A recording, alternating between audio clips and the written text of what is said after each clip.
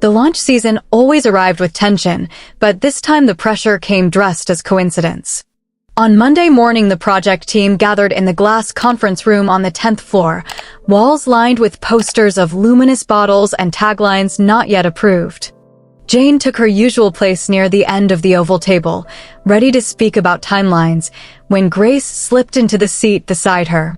It was nothing unusual for colleagues to sit side by side, yet the sight of her made every nerve lift its head. She wore a tailored beige blazer, the exact shade as Jane's own. The room noticed at once. Someone laughed and said they looked like a before and after shot for a style ad. Another joked about twins. Jane managed a small smile, but heat pressed at her throat. Grace leaned in to whisper, too softly for anyone else, "Guess we got the same memo." Her voice carried a faint amusement, low enough to blur with the scrape of chairs. Jane wanted to reply with something witty, but her tongue stalled. The air between them smelled faintly of citrus, bright and clean, cutting through the bitter aroma of office coffee. The meeting began. Slides on brand positioning, questions about influencer lists and retail targets. Jane focused on her notes, but when Grace shifted to adjust her laptop, her sleeve brushed Jane's forearm. The contact lasted less than a second, yet it tightened every muscle as if she had been startled awake. Grace did not pull back sharply, only continued typing, calm as ever. Jane forced her pen to move across the page, words dissolving into scribbles she would struggle to read later.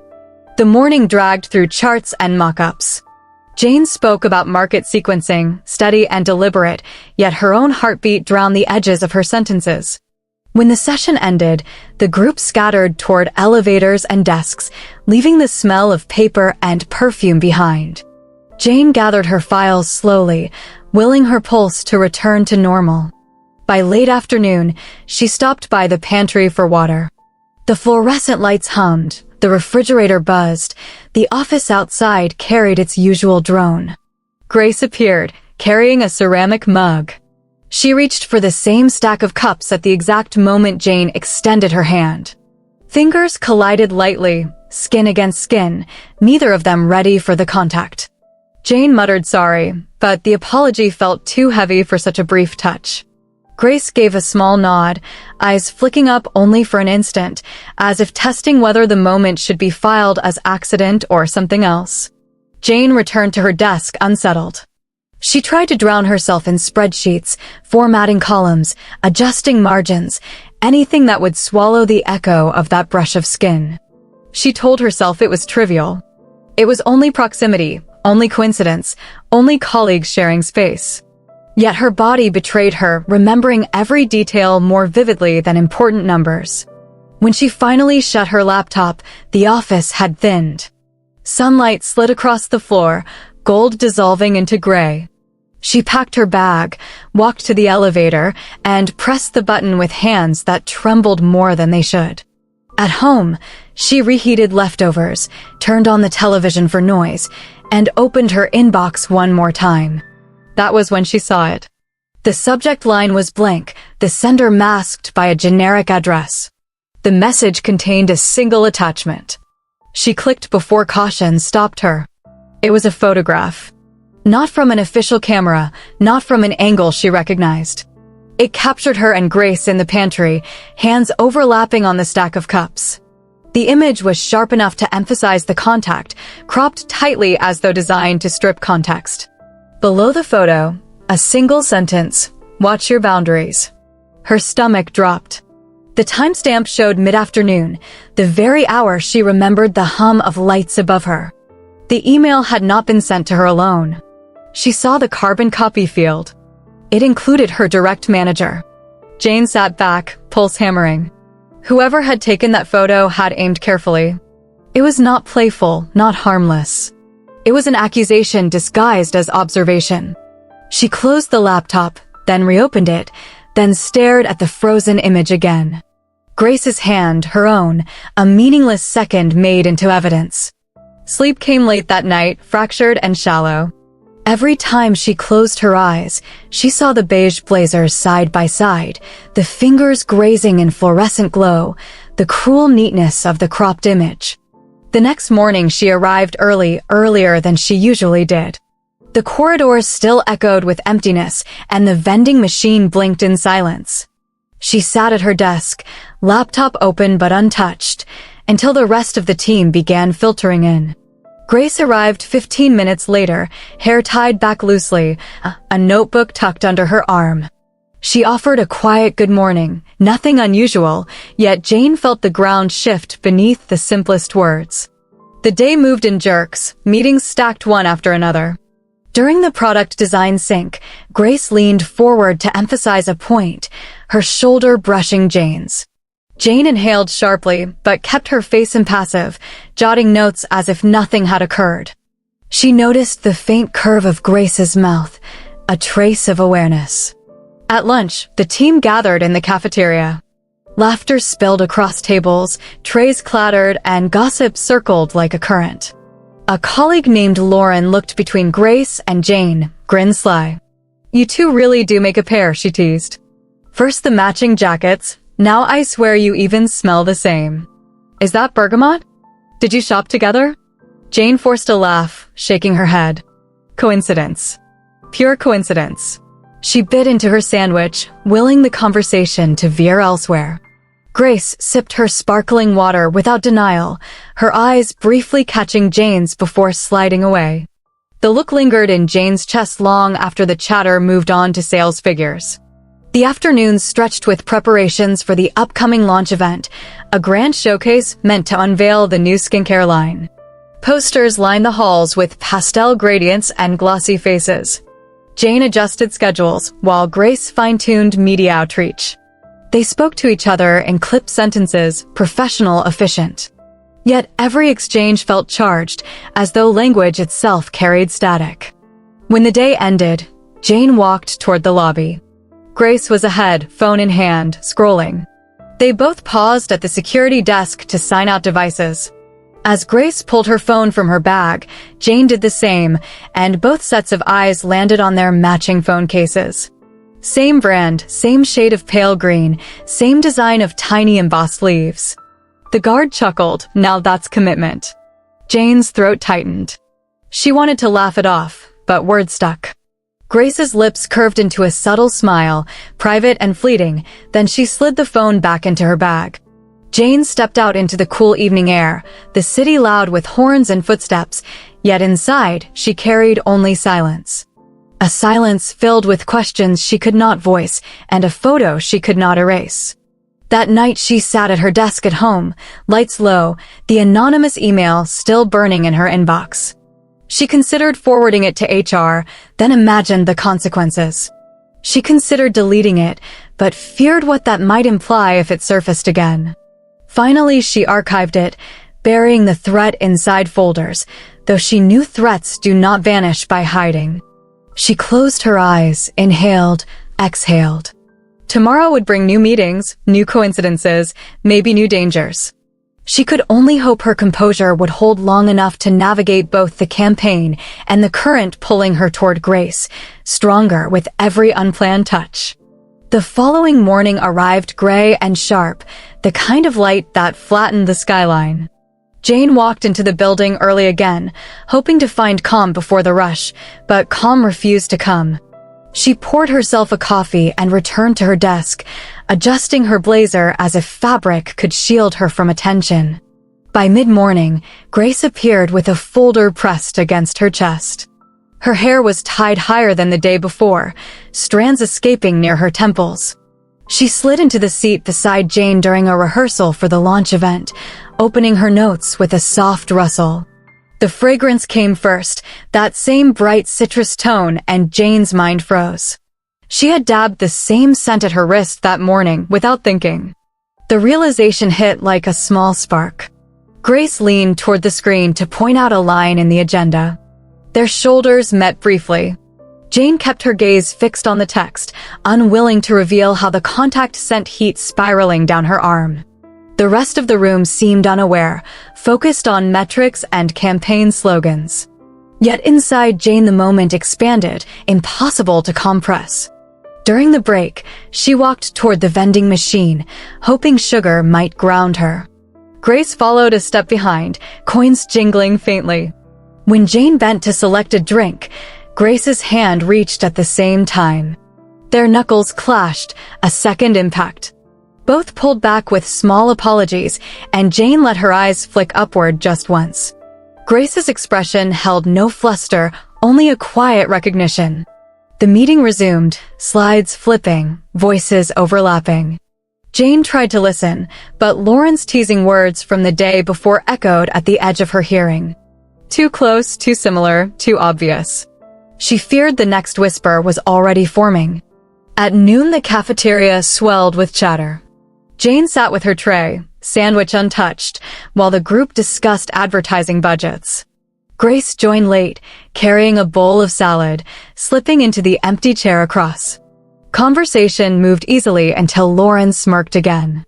"Funny thing," she said, "I saw both your phones yesterday. Same cases, right?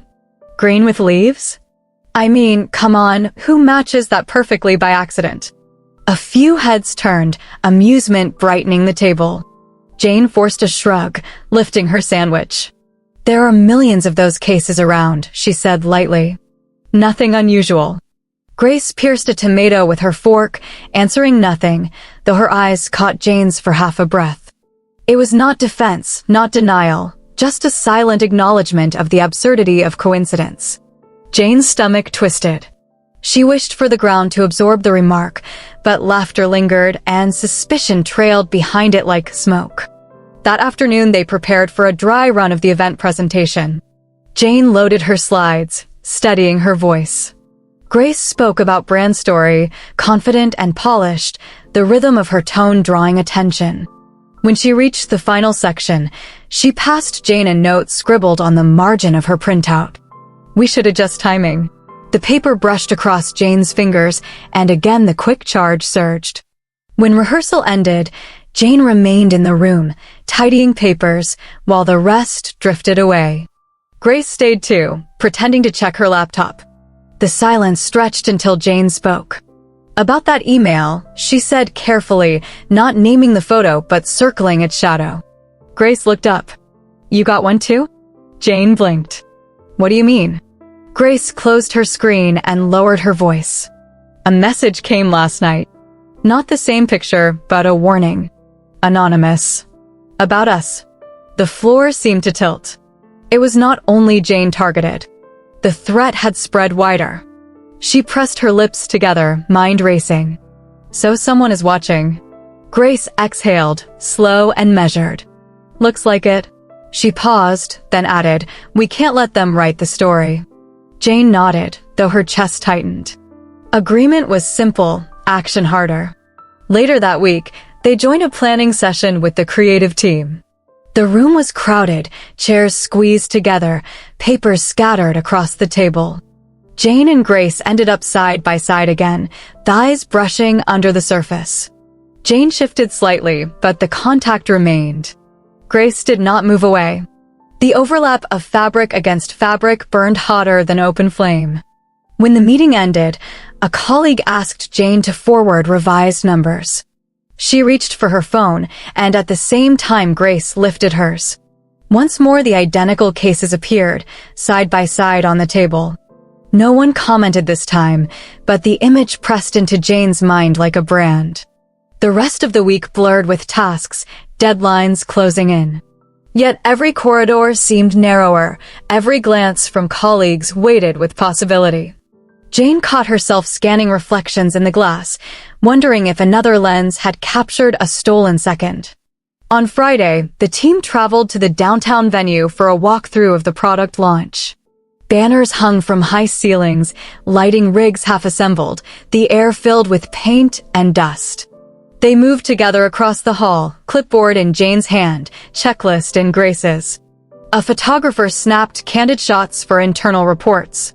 Jane stiffened each time the shutter clicked, afraid of angles she could not control.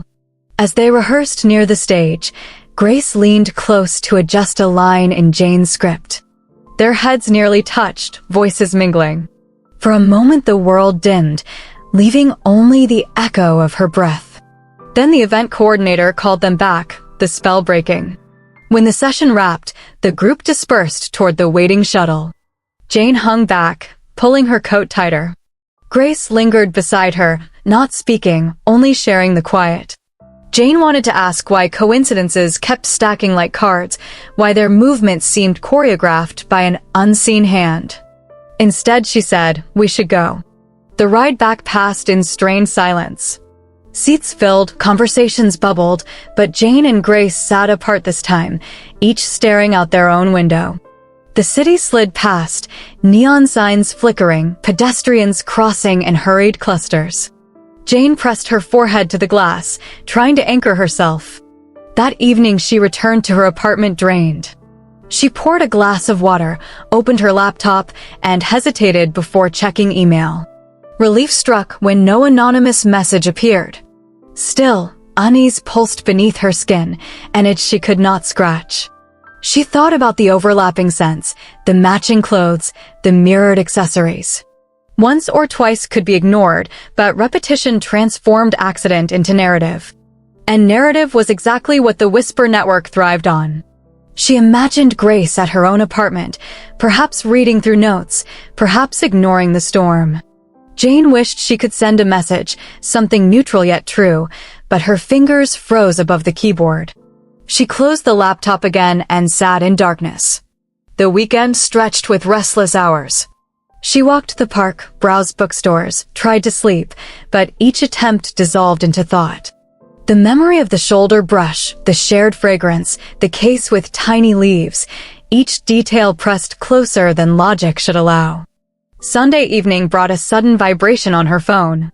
A text from Grace. Just 4 words, ready for tomorrow? Jane read it twice, heart knocking against ribs. She typed a simple yes and sent it, though the truth was heavier. She was not ready, not for the launch, not for the questions, not for the invisible thread pulling them together. As the clock inched toward midnight, Jane lay awake staring at the ceiling. The city outside hummed with late traffic. She thought of Grace's quiet smile, of warnings typed from shadows, of coincidences piling too neatly to dismiss. She wondered how long they could keep their balance before the floor gave way. Sleep arrived only in fragments, carrying her into Monday with eyes that burned and a pulse already racing. She dressed carefully, choosing a jacket of darker shade, hoping difference might dull attention. But when she stepped into the office, Grace was already there, waiting at the conference table, wearing almost the same cut in navy. The sight pulled every thought taut. Jane sat down, pen poised, determined to focus on numbers. Yet she knew the pattern had repeated. Whatever this was, accident or fate, it was gathering weight, and weight had a way of leaving marks. Monday began with a flurry of messages from the leadership team, each line demanding faster progress, cleaner decks, sharper phrasing. Jane sat at her desk answering one after another, yet her eyes strayed to the far end of the floor. Grace had arrived early as well, already speaking with the media coordinator. She did not glance in Jane's direction, not once, though the air felt charged as if silence had been rehearsed. The adjustment was deliberate. For the next few days, Grace kept a pattern. She left rooms just before Jane did, entered spaces already occupied by others, never lingering in corridors without company. The tactic worked. The office chatter softened, suspicions shifted to budgets and deadlines. Jane told herself it was wise, yet the absence hollowed her days. The quick exchanges of wit, the small shared pauses, had vanished, replaced by formality. During a project sync, Jane presented adoption projections while Grace flipped through a set of press mock-ups. They addressed each other in tones stripped of warmth, words clipped, efficient. To colleagues, nothing looked amiss. But Jane felt each moment stretch, unnatural and brittle.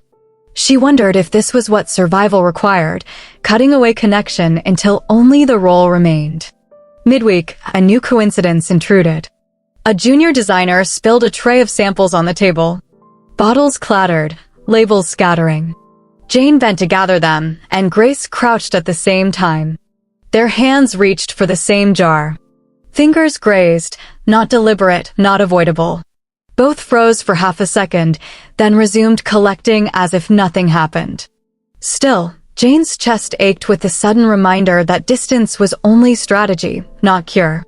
On Thursday, the calendar delivered an unwelcome surprise. A client demonstration had been booked downtown, a single day of travel requiring both Jane and Grace to attend. They were the only representatives who could speak to strategy and communications together, no substitutions possible. The thought of sharing transport, standing side by side, unsettled Jane more than she admitted. That morning the shuttle pulled up outside the office, white paint chipped, seats upholstered in tired fabric. Jane climbed aboard first, choosing a window toward the back. Grace entered minutes later, exchanging greetings with others before settling 2 rows ahead. She did not turn around, but Jane watched the line of her shoulders, rigid and steady. The ride wound through city streets, traffic sluggish, horns filling the air. Jane tried to review her notes, the words blurred. At one point the driver braked sharply and Grace's notebook slid to the floor.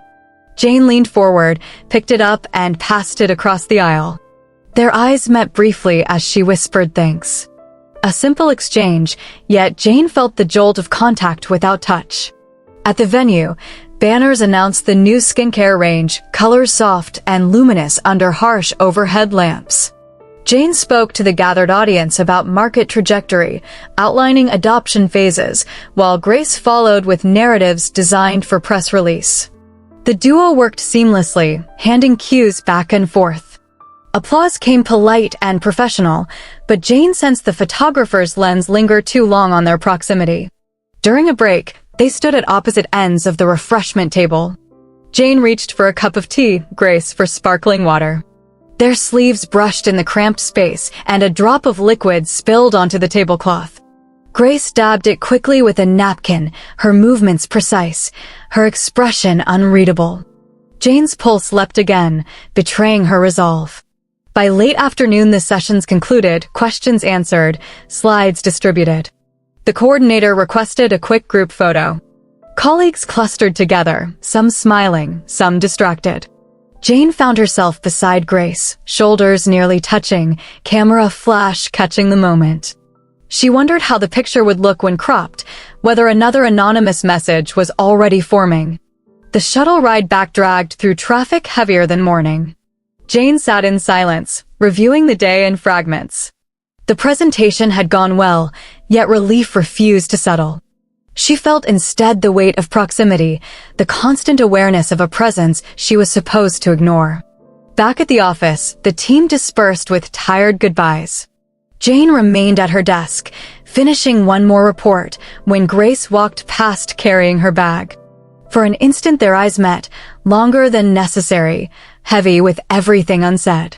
Then Grace turned and left, leaving behind only the faint trail of citrus in the air. That night Jane could not focus on her book or her dinner. Her mind replayed each accidental brush, each mirrored object, each flash of recognition. She told herself that caution was necessary, that control mattered more than impulse. Yet the more she repeated it, the less convincing it became. The next morning, she forced herself into routine. Coffee, inbox, spreadsheet, meeting. She worked harder than usual, filling hours with detail. Grace maintained her distance, professional and composed. But the coincidences did not stop. On Friday afternoon, while preparing briefing packets, Jane pulled a set of highlighters from her drawer. Grace leaned across the table to borrow one, reaching without hesitation. Their fingers touched again, not by mistake this time, but by inevitability. Jane's breath hitched. Grace withdrew slowly, pen in hand, eyes steady. The room around them hummed with the buzz of printers, oblivious. Later that day, Jane received another anonymous message. Not a photograph this time, only words. Everyone notices. That was all. No greeting, no signature. She deleted it instantly, but the letters seared into her vision. She imagined colleagues whispering, imagined supervisors waiting to pounce. Fear and anger churned together, twisting her stomach. She thought about telling Grace, but hesitation locked her throat. She feared burdening her, feared confirming suspicion. Instead, she walked to the restroom, splashed cold water on her face, and stared into the mirror until her reflection steadied. The week ended with exhaustion hanging over the floor. People trickled out early, carrying bags, promising to rest before the event itself. Jane stayed later, finalizing numbers, until the office emptied. She turned off her monitor and gathered her coat. As she reached the door, she nearly collided with Grace entering from the hall. For a moment they stood close, startled by the suddenness. Grace's hand brushed Jane's sleeve as she stepped aside. Neither spoke. The silence brimmed with tension. Then Grace gave the faintest nod, and Jane felt words swell but remained trapped. She walked away quickly, heart unsteady. That night, sleep eluded her again. She dreamed of overlapping jackets, phones with identical cases, pens exchanged, photographs waiting in unknown inboxes. She woke with her sheets tangled, chest tight, the world outside already humming with traffic. The campaign would not wait for clarity. Deadlines pressed closer, and whispers moved faster than truth. Jane understood that strategy alone could not contain the gravity pulling her toward Grace. Distance dulled the edge, but did not remove it. Every attempt at restraint only underlined what she tried not to name.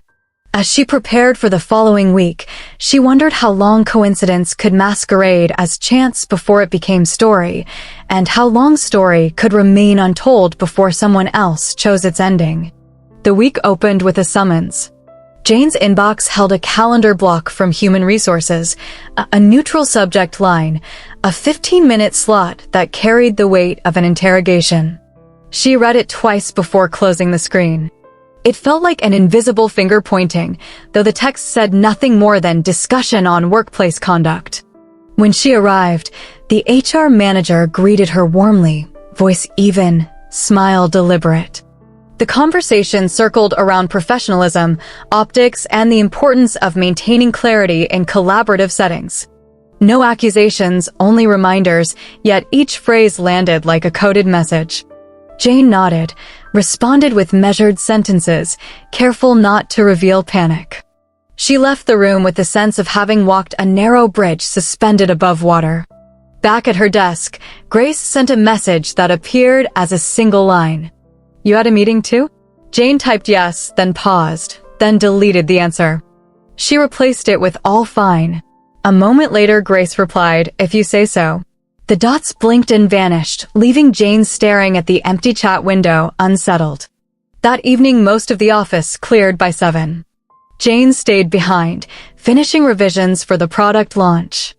The building grew quiet, the hum of lights louder in the emptiness. She was bent over her laptop when she heard footsteps. Grace entered, carrying a stack of brochures, her expression unreadable. "You're still here," Jane said, voice low. "So are you," Grace answered, setting the papers on a nearby desk. She leaned against the table edge, arms folded. The silence that followed was dense, almost tangible. Jane closed her laptop, unable to withstand the weight of it. "We can't keep doing this," she whispered. Grace studied her, then moved closer. "Doing what?" "Pretending," Jane said, throat tight. "Pretending these moments don't matter." Grace's eyes softened. She stepped nearer until only inches remained.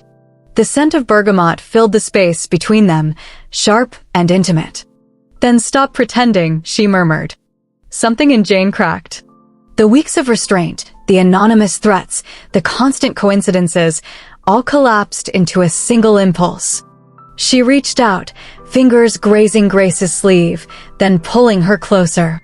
Their mouths met, first tentative, then urgent. The kiss was both release and confession, fierce after so much silence. Grace's hand slid to the back of Jane's neck, steadying her, deepening the connection. Jane responded without thought, her body leaning into warmth she had denied herself. They moved backward toward the desk, papers sliding, a pen clattering to the floor.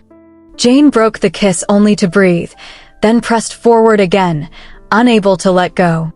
It was reckless, but the world outside had shrunk to the span of 2 bodies. Every touch felt amplified. The scrape of fabric, the heat of skin through layers, the sound of hurried breaths. Jane's hands trembled as they traced the line of Grace's shoulder, the curve of her waist. Grace pressed closer, urgency mingling with tenderness, as if both had been waiting for this fracture to open. For a long moment, nothing existed but them. Then reality intruded. The air conditioning hummed, a printer clicked in standby, and the thought of cameras, of possible witnesses, pierced the haze. Jane pulled back, chest heaving. "We can't be caught," she said, half to herself. Grace touched her cheek gently, steadying her. "Then we won't." But hiding forever isn't possible. Jane leaned her forehead against Grace's shoulder, trying to breathe evenly. "They'll use it against us." "They already are," Grace replied softly. "The emails, the whispers, all of it. If we keep silent, someone else controls the story." Jane lifted her head. Grace's expression held no fear, only resolve. It steadied her more than any policy could. They sat side by side on the edge of the desk, shoulders still brushing, letting the silence calm. Jane thought about the absurd string of coincidences, the photographs cropped to incriminate, the notes slipped like traps. She thought about HR's careful language, about colleagues' lingering stares. None of it had diminished what she felt, only sharpened it. "We tell them," Jane said at last, voice steady. "Not tomorrow, not in panic, but soon. On our terms." Grace nodded. After the launch. Once no one can call it a distraction. Jane managed a faint smile. Agreed. The tension eased slightly, enough for them to gather their belongings. They left the building together, though not too close, stepping into the cool night air. The city lights washed the pavement in gold, traffic murmured in the distance.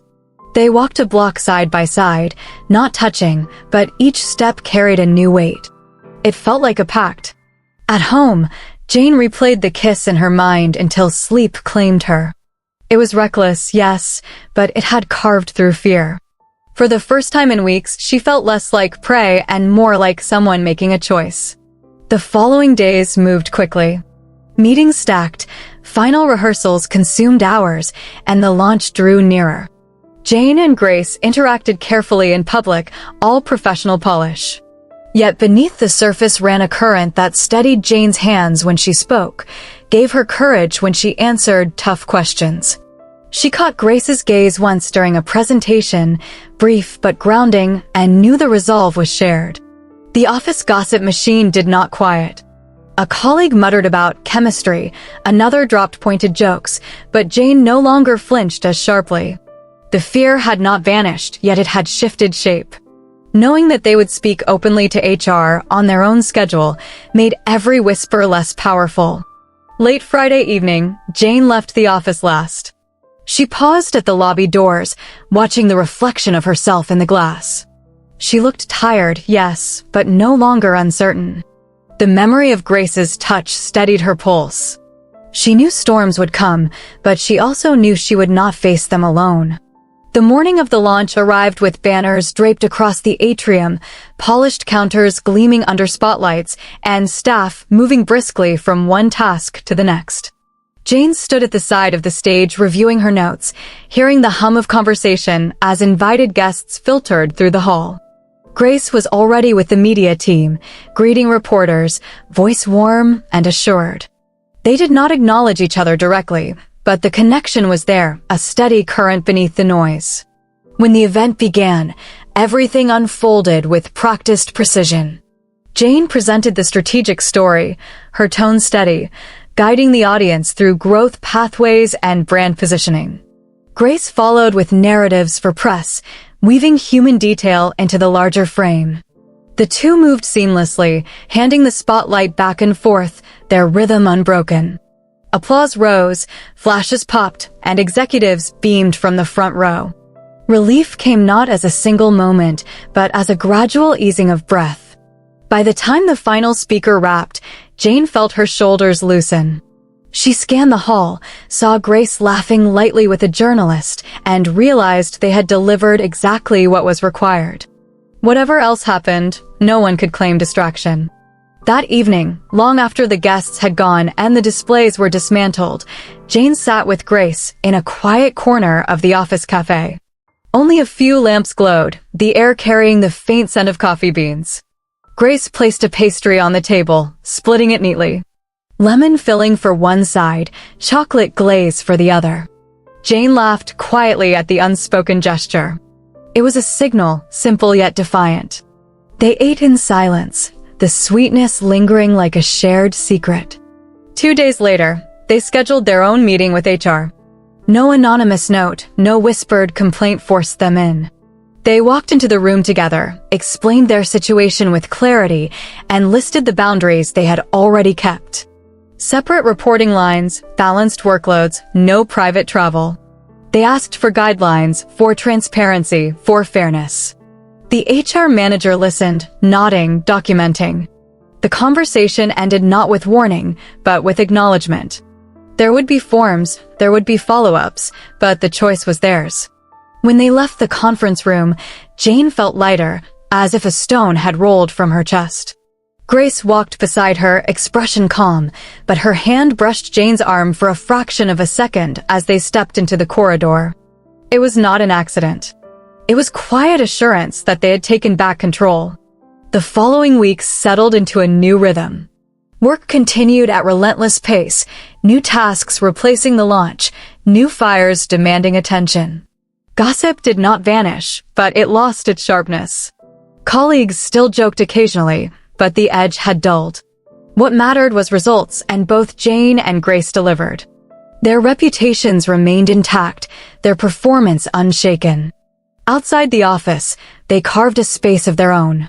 Sometimes coffee at a corner cafe, sometimes a brief walk after work, sometimes only a quick smile exchanged before parting ways. These moments stitched together a different kind of intimacy, one not built on secrecy, but on deliberate care. One Sunday afternoon, they met at the park near the river, where trees shaded benches and children played on the grass. The air smelled of cut grass and food from nearby stalls. They strolled slowly, talking about ordinary things, neighbors, books, old family recipes. For once the conversation carried no weight of strategy, no mention of campaigns. They found a bench near the water. Jane leaned back, watching sunlight scatter across the surface. Grace sat close enough that their arms touched. This time neither moved away. The quiet between them was not tense, but full, a space of permission. Grace turned slightly, her gaze steady. "We deserve to breathe," she said, voice soft. Jane nodded. "We do." Grace reached for her hand, fingers sliding between hers. No rush, no secrecy. Only a gesture that felt both daring and natural. Jane let herself lean closer until their lips met, slow and certain. The kiss carried none of the urgency from that late night in the office. It was unhurried, sunlight warm on their faces, the world around them continuing as if nothing unusual was happening. Jane felt her chest expand with relief and hunger at once. The taste of lemon pastry still lingered in memory, the echo of long restraint making the moment sharper. Grace cupped her cheek, thumb brushing lightly, deepening the kiss.